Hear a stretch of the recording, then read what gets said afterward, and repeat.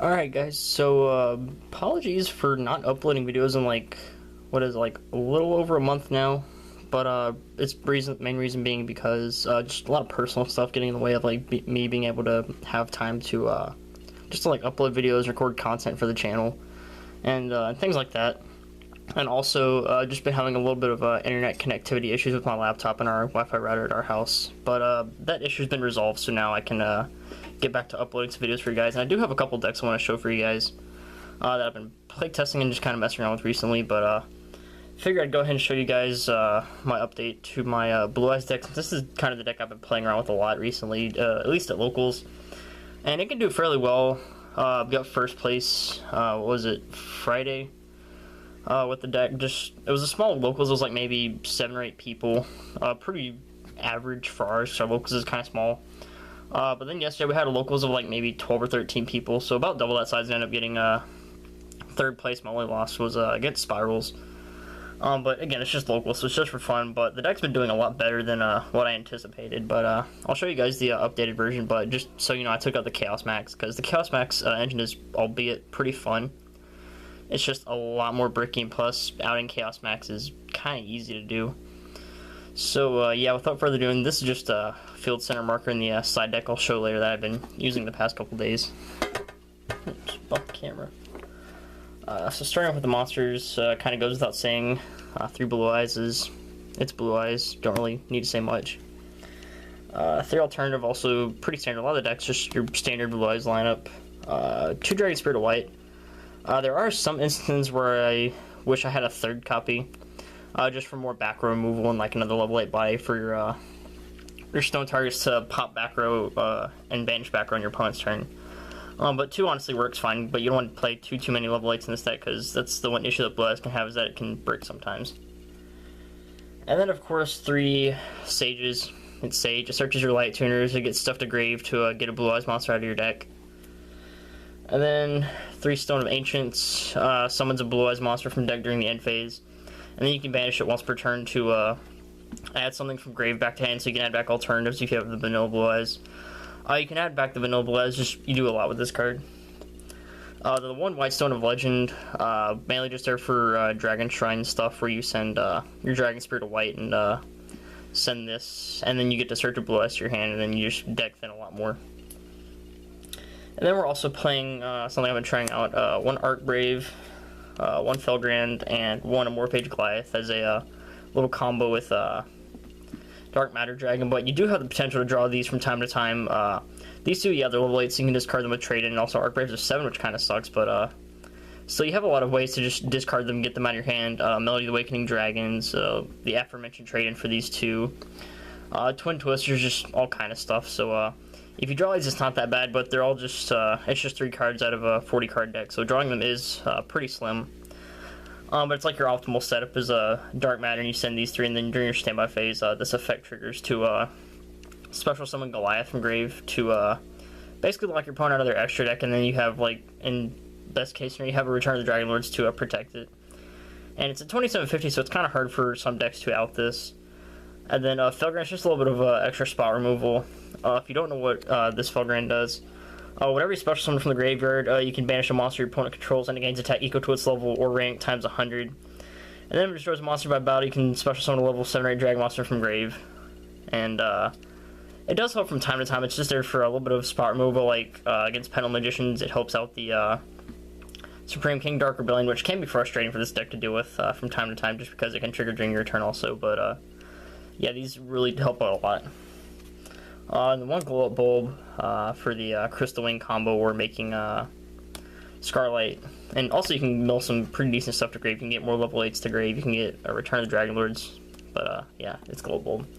And then lastly, the 1 Maxi, because it's Maxi, you play this against a lot of decks, and they basically have to make suboptimal boards, or just end their turn outright, or just risk giving you a ton of free advantage. So yeah, that's it for the monsters. Moving on to the spells, not main decking any traps, but yeah, 3 Melody, searches all of your good Blue Eyes monsters, searches alternative, searches vanilla Blue Eyes. Also, if it does come off the balance, you can search Chaos Emperor Dragon if you want to incorporate a couple dark monsters into the deck. But yeah, it is something to make note of. Just another free big monster you can search, because Chaos Emperor has the same attack and defense as Blue Eyes. So this can search that, and it gets stuff to grave. So yeah. 3 Return of the Dragon Lords. There's a reason this card's $12. Only one printing in the structure deck. Monster Reborn that isn't once per turn. Also, you can banish it from grave to save one of your dragons from being destroyed one time that turn. So, pretty awesome card. Only 2 Silver's Cry with your Dragon Spirit of Light. It's like a Cosmic Cyclone basically, but you only play 2 because it's a once per turn. You don't want to draw multiples, but yeah, pretty great. And then 3 copies of Trade In. Gets stuff to grave, draws you 2 cards, not once per turn. You play a lot of Levates, pretty self-explanatory. Then 2 Dragon Shrine. This is also kind of the same logic behind Silver's Cry. It's a great card, but it's once per turn, so you don't want to draw multiples. But you can send stuff to grave. If you send a normal monster, you send another one. So you can send Dragon Spirit of Light, for those that don't know. Its tree does a normal monster in grave, so then you can send another monster, like sending, like I mentioned earlier, the White Stone of Legend to get Blue Eyes, White Stone of Ancients to trigger during their end phase. But it's a double Foolish Barrel, so it's kind of great. 3 Twin Twisters just for dealing with pesky back row and getting stuff to grave, so pretty great for that. And then all of our broken 1-ofs, 1 Foolish Burial. You can send any of your stones with this. You can send any of your big dragons for the Arc Brave combo. Like, you can send Felgrand if need be, and you need to bring it back for just quick removal, so this card does a lot in certain situations.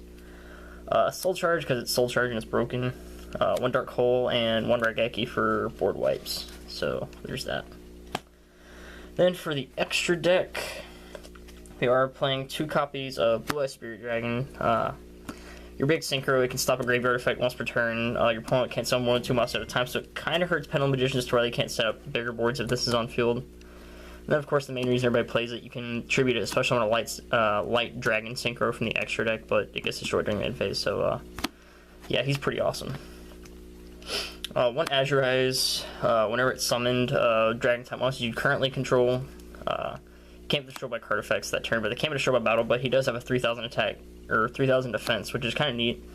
And then during the standby phase, he brings back a vanilla dragon from the graveyard, so you can also bring out him with Spirit Dragon, or you can just properly synchro summon him, but the only downside is that he only protects dragons that are on the field when he's summoned, not whenever he's summoned. If something comes out after him, he protects it, but it's still alright.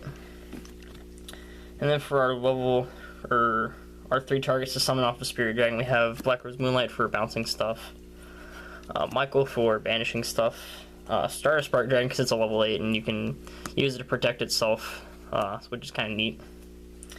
And then for our level 8 synchros, we summon off a Glow Bulb, Crystal Wing because it's Crystal Wing, and Scarlet. Also they're level 8, so you can use these to overlay once you've used their effects, if need be. And then for our rank 8s, Heliopolis, this does come up every once in a while for just just clearing the board and getting stuff to grave. 1 Felgrand, kind of like a skill drain, or not really a skill drain, just more like a Fog Blade on legs, which is kind of cool. Harbinger Dragon, because it's Harbinger Dragon. 1 number 68, Santified the Sky Prison. This card's really, really cool. It came out in the one of the Megatons as a promo, which is pretty neat. But if you don't know what this card does, it takes 2 level 8s to summon it, and it gains 100 attack and defense for each monster in both players' graveyards. And then once returned during either player's turn, you can detach material from him, and he can't be destroyed by battle by card effects. And your opponent can't special summon, or neither player can special summon monsters from the graveyard, so you can do this during your opponent's turn. And it gets really, really beefed up, and it's actually out today, a Chaos Max at Locals the other day. Because we both had loaded in our graveyards, and this got up to 4100 and just kind of poked over it, and he proceeded to just kind of sit there and set monsters because his Chaos Max had already been outed. So that card's pretty awesome. The 1 Cypher Dragon, in case you need to steal monsters, but it's mainly just there to rank up into the other 2 monsters.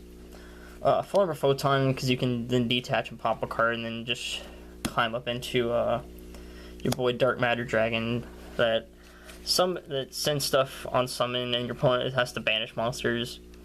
And then you can detach material, and he can make up to 2 attacks on monsters this turn with 4000 attack, which does come up sometimes, but you're mainly playing him there for the triple Foolish Burial effect. So yeah, he's pretty great in that aspect. That's it for the main extra, I guess. Like I said, I'll show you guys the side deck. Don't really have sleeves for these. I had to borrow some, sadly, but playing Gamma Steel, Dogeron, and Godarla. because they're all level 8 kaijus that if you do draw them and you don't need them, I can just discard them with trade-in. But if anything, just tribute over your opponent's annoying monsters and then just run them over with all your big dragons. And then a Kaiju Slumber, because it's Kaiju Slumber and there's a reason this card's at 1, and then if anything, you can just banish this if you discard it to search a Kaiju, which is pretty cool. And this is just kind of a cheeky thing I threw in there for the other guys that play Blows in my locals.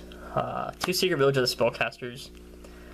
Just in case I have Sage, you drop this and then summon Sage and it locks them out of half their deck, which is kind of cheeky, but only got this off once at locals, but I had to ditch a Sage to send mine to grave to summon a Bless from deck and attack per game, but he got kind of pissed off whenever he saw this, but then he saw that I just got rid of the Sage to summon a Bless, but he thought it was kind of a cool tech.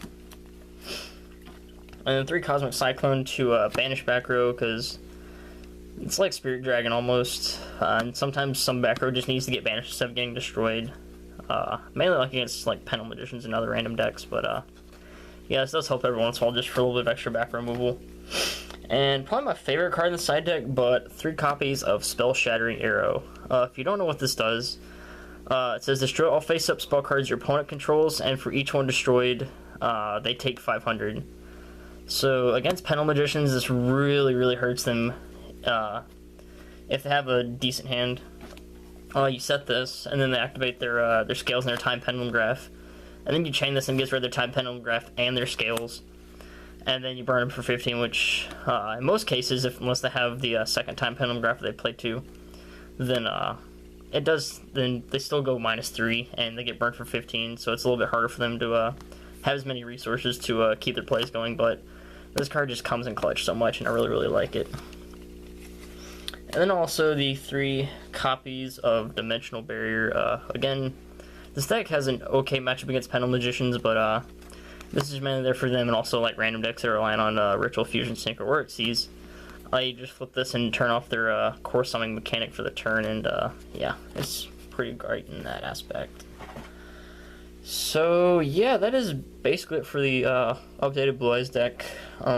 As I said, this deck is doing really well at locals, and I'm really enjoying the results I've gotten with it, and more than likely we'll continue to play this deck. But yeah, also again, apologies for lack of uploads, just difficult schedule for making time for getting videos recorded, and also the internet connection issues have been resolved, so hopefully I can get some videos uploaded for you guys. But yeah, that's basically it for this deck profile. I hope you guys enjoyed it. Thanks for watching, and also just something to mention, I will try and get some footage in at locals next week, because next week we're actually having the sneak peek for Extreme Force, because our last 2 sneak peeks didn't go over so well. Our first one, Konami just outright forgot to mail us our Code of the Duel sneak peek, so we didn't get that. And then for Circuit Break, the week it was supposed to happen, it got sent to the wrong address, and by the time I got shipped back to our locals, it was a week after, and plus half the people were gone at YCS Dallas, so that one just kind of almost didn't happen. But thankfully they did get this, and then we almost didn't get OTS 6, but we got it a couple weeks late, because Konami, based on whether or not our locals was going to be eligible for OTS 6 on our tournament participation during the time Hurricane Harvey had hit our area of Texas. And of course the store was closed, because nobody's going to go through a hurricane just to play Yu-Gi-Oh!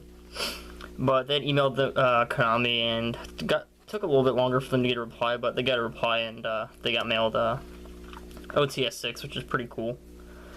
So yeah, we will get those, and we've already opened a couple of these, and nobody's pulled multi yet, so hopefully we'll get some of those soon. But yeah, that's it for the video. Hope you guys enjoyed it. Thanks for watching, and as always, I will catch you guys later.